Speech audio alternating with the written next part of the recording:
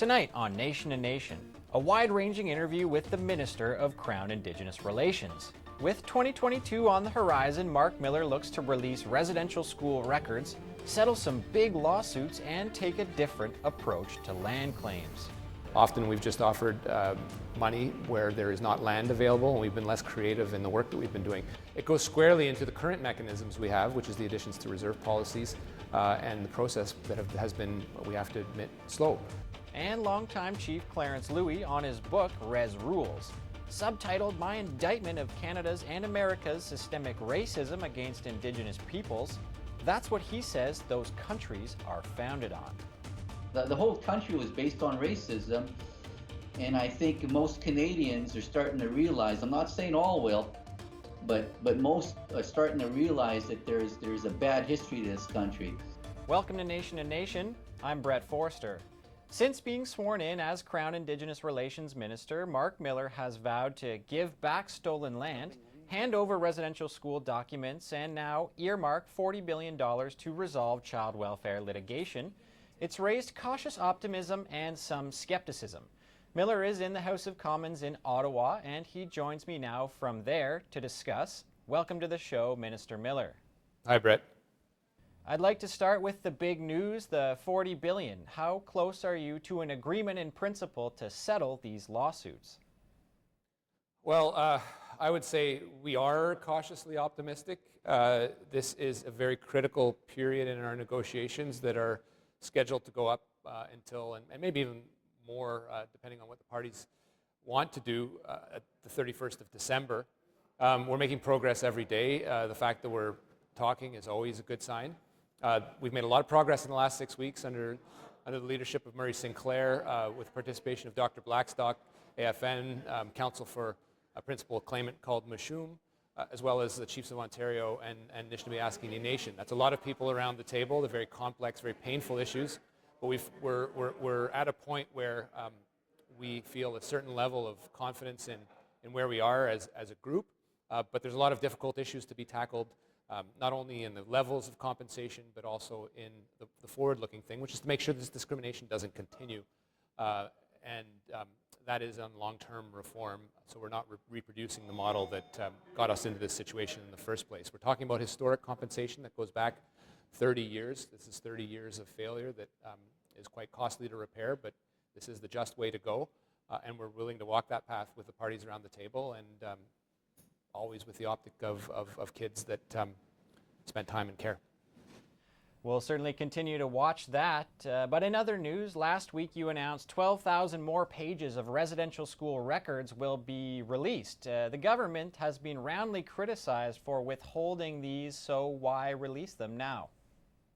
Well, when I was named to this position, the Prime Minister asked me after Kamloops to leave no stone unturned. I asked the department to go through what items we had that we were still withholding and under what categories. There is a broad category of documents that the government has in 7 thematic categories, whether it's assessment documents that benefit from what the Supreme Court called absolute confidentiality, to historic records, to school narratives, which can go over several hundred pages. And we fell on a category of documents that were simply unacceptable from the federal government's perspective to hang on to, and that was documents that we were holding back but for consent from a number of Catholic entities. And I asked the department to provide those documents forthwith to the National Center for Truth and Reconciliation. That isn't the end of that's about 12,000 documents, Brett, which we expect to release within the next 30 days. But that's not the end of the story. I've asked the department to look at this through the lens of our moral obligation towards survivors, for closure, and for more information, and that's what we're going to do over the next little while with respect to a delicate set of documents that sometimes document some very horrific events. Yes, I noted you also announced a quote-unquote extensive internal review of other documents. What sorts of other records could be identified for further disclosure? Well, I guess I would break that down into 2 general categories. One, looking with our legal teams, what principles they invoke to withhold documents. There are various reasons to withhold documents. One, the most important one being the Supreme Court saying that the assessment documents where people filled out painfully their experiences at schools for purposes of compensation, which documented horrific events, victim on victim, assaults, and those are ones that must remain confidential. There is a big question that you probably might ask me later about, which is how we preserve them in the face of a Supreme Court judgment to destroy them in the next few years. We need to proceed to an area where we are preserving the evidence, but disclosing them is another set of considerations where we have to consider not only the confidentiality of the people in question, but also the need for closure for victims. And Canada has invoked those principles too broadly at times, and it's something I want to review with our legal teams to see what is out there, what we can reasonably provide to the National Centre for Truth and Reconciliation, or any person that's interested in getting some more truth so that they can achieve that finality and closure. But it is a difficult operation, and it is one that will take a little bit of time. I wasn't going to ask that exact question, but I was going to ask about a separate review in which retired Judge Ian Pitfield concluded 11 former pupils of the notorious St. Anne's Residential School need to have their claims reassessed. What's your department doing in response to that report? Justice Pitfield said that Canada had not properly reviewed the claims that spoke to victim on victim abuse. He named in one of the schedules 11 cases where that would merit some form of review. He did conclude generally in the report, and it's a horrific report to read, I read it over the course of the weekend, that there was no additional compensation owed pursuant to his review. That is a decision that we do respect, namely because some of the victims in question had received compensation that was over and above those specific events that he went through. But clearly it is concerning to see that proper disclosure by Canada was not done, and that proper review was not done. So that's something that in the next little while I'll be reviewing with my teams to see how we properly reflect our need to disclose documents so that people get the information that they do need. All right, we have to take a break. We'll have more from Minister Marc Miller on land rights, responding to the MMIWG inquiry, and UNDRIP when we return.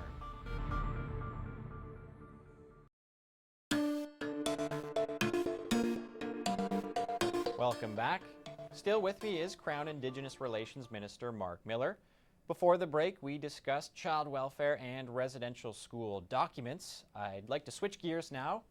Since being sworn in, you've laid out land issues as a top priority. How exactly do you propose to give land back to Indigenous people? Well, thanks for that question, Brett. And as you can imagine, this isn't something that's new. It goes to the very core of our relationship. And in terms of what's been reviewed by commission after commission, most notably the Royal Commission on Aboriginal Peoples, which noted this as a central feature of the broken relationship. We haven't done the job that we need to do to ensure that when we talk about claims, that we properly reflect the need to get land back. Now, as the Royal Commission highly noted, this is an issue that's been divided between Crown land and federal land, particularly in areas where we're closer to, where we have closer urban areas, where we need the province on board. And so what I was saying was that we absolutely have to have a discussion on land. We can't exclude that. We can't exclude that as a matter of economic development. We can't exclude that as part of land claim settlements, where often we've just offered money where there is not land available, and we've been less creative in the work that we've been doing.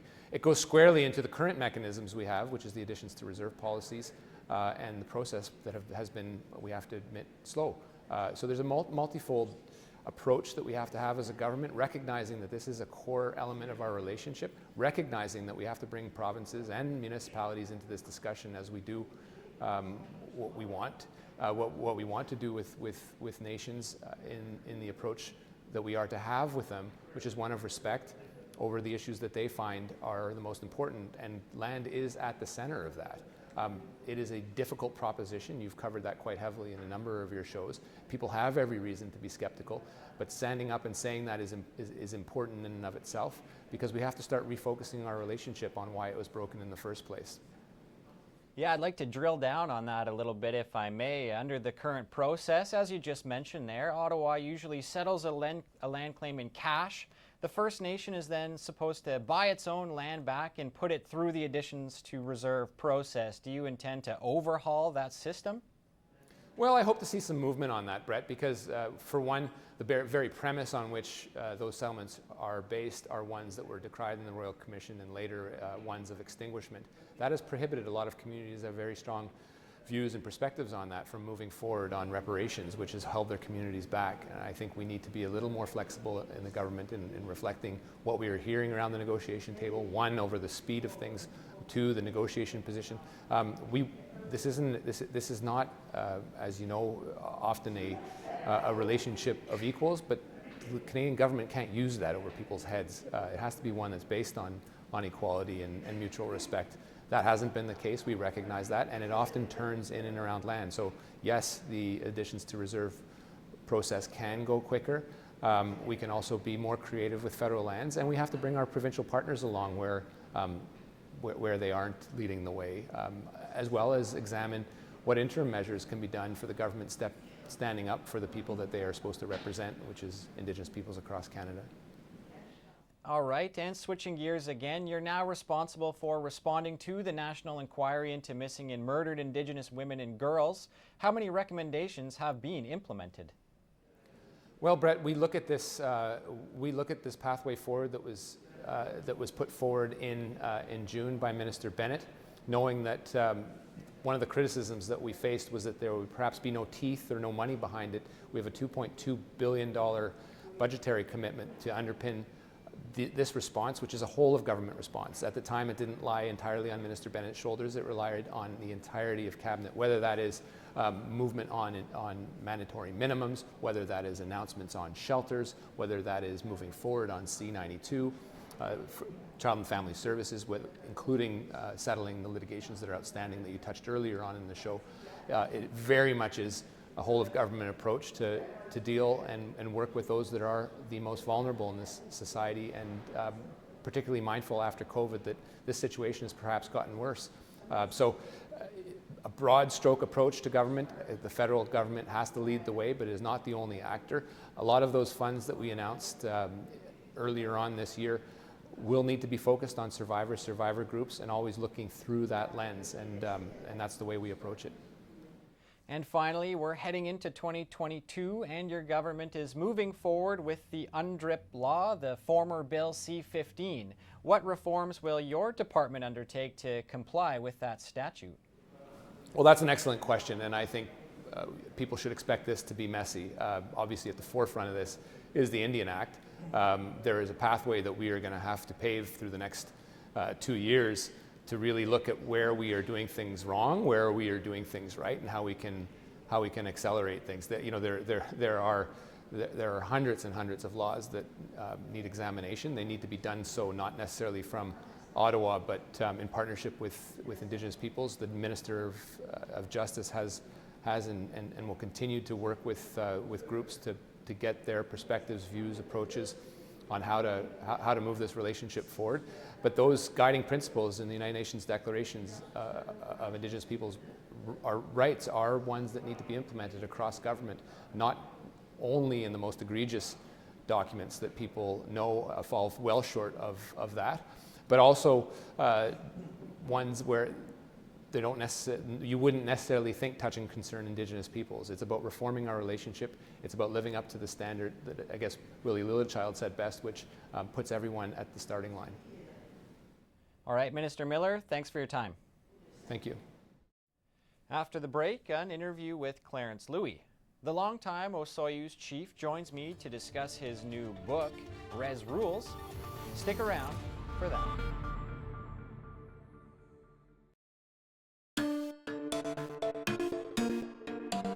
Welcome back.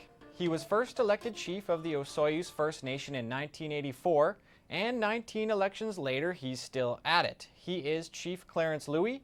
He's always been known for his entrepreneurial spirit, which has translated into several successful on-reserve businesses that employ most of his community members.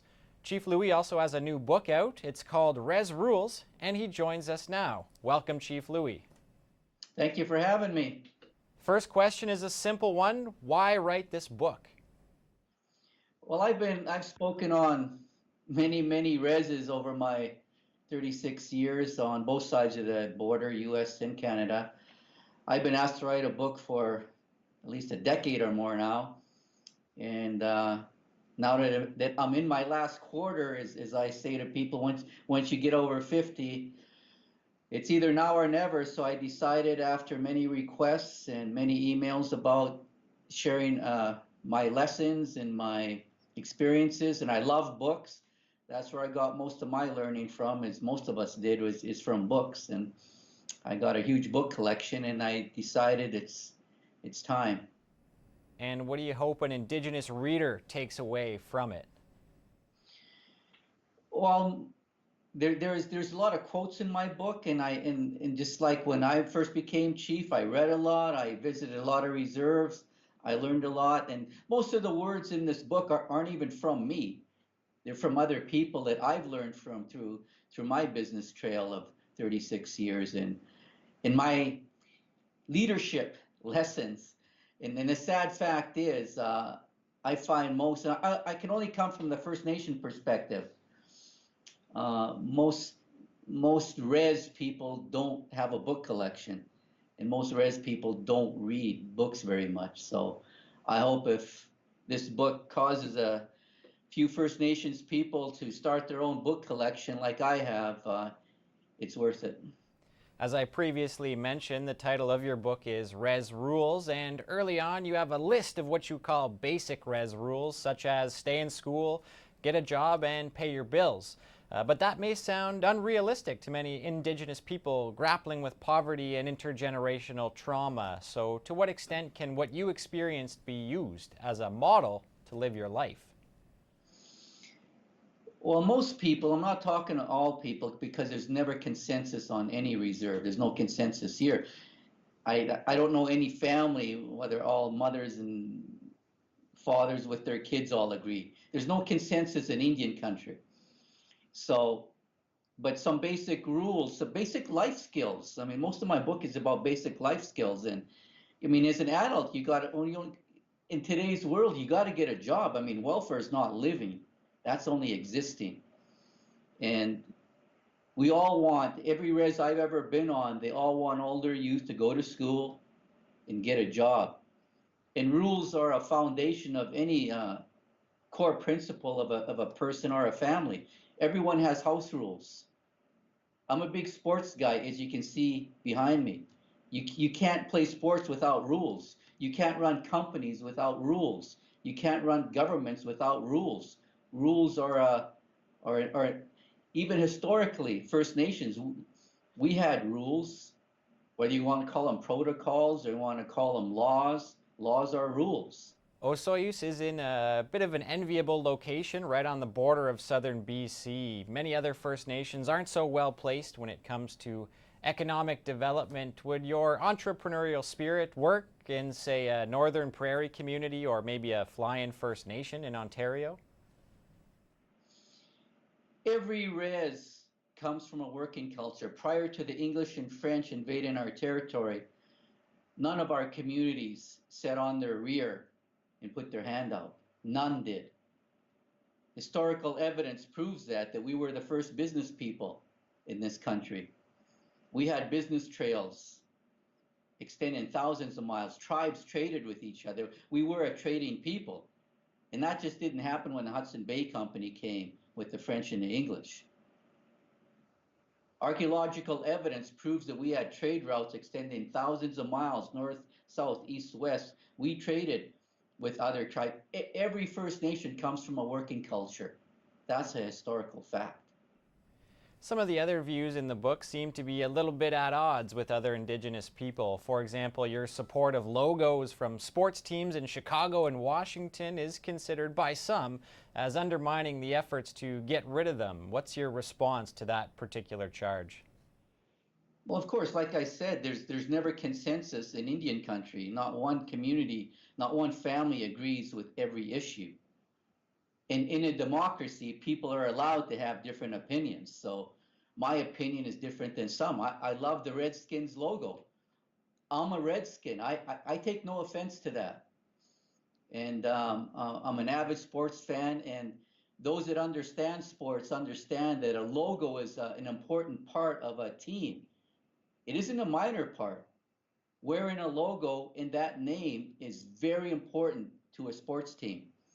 And on every res I've been on, I see Cleveland Indian hats being worn by kids. And every time I ask them, "Are you a Cleveland Indians fan?" I don't even watch baseball, but I know why they're wearing that logo, because most res people, I'm not saying all, I'm just saying most, are very proud of native logos in sports, whether it's pro sports or minor sports. But also there are things that are over the line, of course, like I wrote in my book, wearing war paint to games is over the line. Wearing headdresses to games is over the line. There's a concept, just like the Indian motorcycle logo I'm wearing right here. I myself love Harleys, but I bought an Indian motorcycle, as many of my buddies have throughout Indian country. They've switched from Harleys to Indians because they love this logo and they love the name. Mm-hmm. And finally, you're often cited, especially in conservative circles, as the opposite example of the old racist stereotype of the lazy and drunk First Nations person. How do you feel about that? I really don't understand your question. Cited as what? As an example to kind of counteract those old stereotypes that are obviously racist of the First Nations person as inherently lazy or drunk. Well, of course, part of the title of my book is the systemic racism by Canada and by the United States against the First Nations people. And that racism still exists today. Those stereotypes started 500 years ago. And the Canadian and American flag was built on racism. It was built on racism against what they called savages. Even in the U.S. Declaration, it used the term savages. In the breaking of treaties and residential schools, boarding schools, and the whole system of setting up Indian reserves on lesser valued land than the white settlers got. The whole country was based on racism, and I think most Canadians are starting to realize, I'm not saying all will, but most are starting to realize that there's a bad history to this country. In the founding fathers, whether the Americans or the Canadians, Washington or the Prime Minister MacDonald, their idea of the Canadian and American dream did not include the First Nations people. And very quickly, how much longer do you want to be the chief of Osoyoos? I'm not going to be around much longer, and neither should I be. After 36 years, it's time to hand over the reins, and I'm so proud and honored to have served this res for so long. And I know that whoever comes after me is going to do a better job. Well, they better do a better job than I have done. All right, Chief Louie, thanks for your time. Thank you. That's it for another episode of Nation to Nation. Catch any part of tonight's show or any other past episode online at aptnnews.ca/nation to nation. I'm Brett Forster. Thanks for watching and stay safe.